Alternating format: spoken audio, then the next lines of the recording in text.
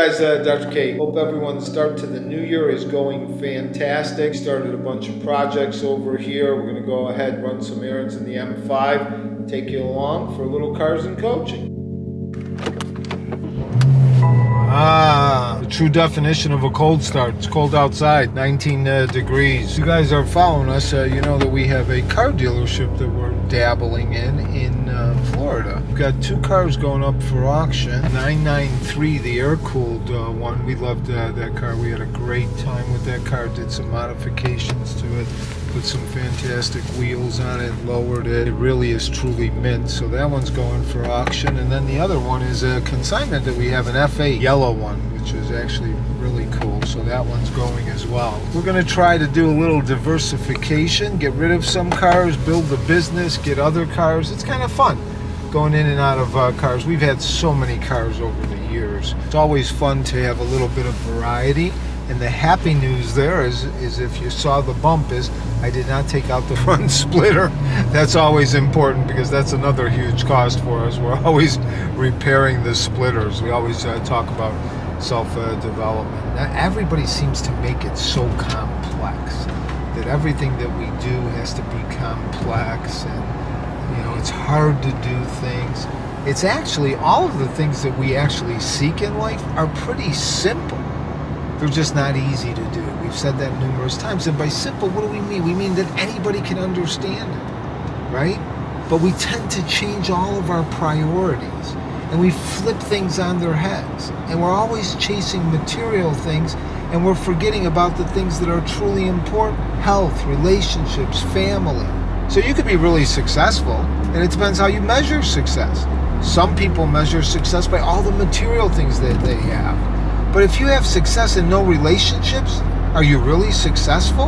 The other thing is, success isn't what you have, it's who you become in the process of attaining things. You become successful when you go ahead and venture out to be a doctor and go through that entire process of learning and maturing and understanding how to be empathetic to people and understanding how to be part of a team. And then you become successful because of the person that you are, the identity that you are.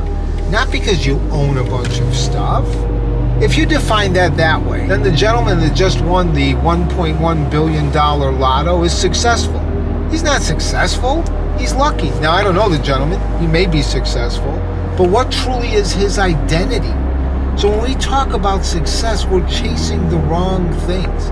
Every year there's going to be a new model Porsche. Every year there's going to be a new model Ferrari. Every year there's going to be a house that's better. If success is constantly chasing that, no. Success is who you are as a person, your character, your personality, how you treat other people, what relationships you have, how you treat your body. And we all struggle with that. I mean, I'm not going to be on the cover of Men's Health. At least they didn't call. I should check the voicemails. I don't know. Maybe they left a message. But what you look like on the outside comes from the inside. And I struggle with this all the time. I have discussions with Michael all the time. And he tells me all the time a line that is engraved in my head. I settle for mediocrity. And that's true. So you should level up your game with everything that you do. But when I mean everything, you got to prioritize. Because if you build the fundamentals, what do we talk? We're always talking about that, right? That's your physical health, your mental health, your relationships, and then your career.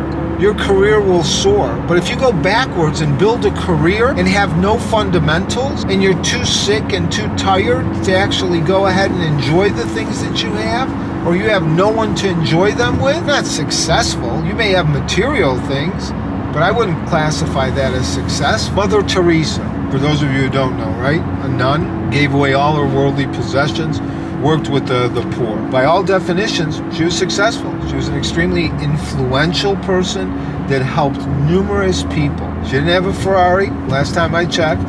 She didn't drive a Cullinan, right? She was poor. But her success came from other things. It was from helping people. And the character that she had was one of giving. And a lot of times we get goofed up with the definition of success and think, oh, if I have 12 watches, I'm successful. If I have 20 cars, I'm successful. You may be, because you may be fully developed as a person. You may have your physical, emotional, spiritual, your relationships all intact, and you have all those things. Fantastic. But if all you have is a bunch of watches, nobody to share them with, or you're a jackass, I don't know if you can define yourself as successful. So I think those are important things. So we're going to go ahead and grab some coffee. Excited to see what's going to happen with the two cars going up for auction next week. Wish us luck on that new venture. Remember, success is who you become. It's your identity. Attract success by the person that you are. That was Jim Rohn that said that, right?